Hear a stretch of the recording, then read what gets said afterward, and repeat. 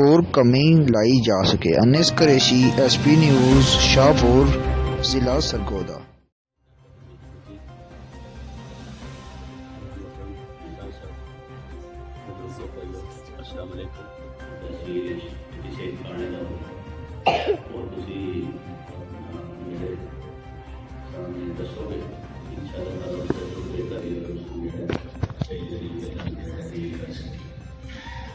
मेरी यही अर्ज है कि किसी फायदा हो तो कोई ऐसा मसला है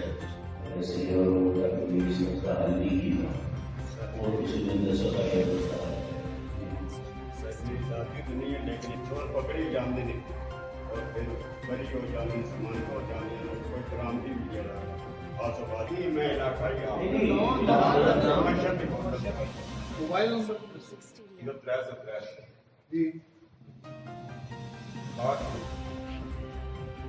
मोदी साहब ने मसला दसिया है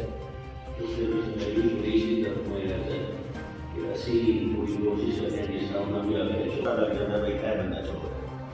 तो फिर आइंदा भी जिससे वो आंदा है वापसी तो फिर अस्सी तो उसके ऊपर नजर रखे फाटा काम है कि इस किस्म का गंदा बंदा पता लग गया उसके तो उसी कुछ भी नजर और फिर अपनी चीज़ें भी उसको हिफाजत करो जिस तरह डेरे हैं जिस तरह खून वो डेरे तो थोड़ी दूर होने लगे तो क्योंकि इलाके का एक बंदा होता है या चोर होता है फिर नजर जब तक वो मुकम्मल करो पकड़े न जाओ उस वक्त तक वो पूरी बरामदी हो नहीं सकती लेकिन जितनी हो जाती है उतनी फिर जो हकदार तो पूरा हो जाए थोड़ा मुतमईन हो जाता पर ऐसी फिर भी कोशिश लगे रहेंगे ऐसी सोच तो फिर उसके हम शरीर जुर्म खड़े जाते हैं लोग उसे फिर इतना रोना नहीं होता कि ऑलरेडी वो होने जैसा नहीं करेंगे और कोई मैंने पाई है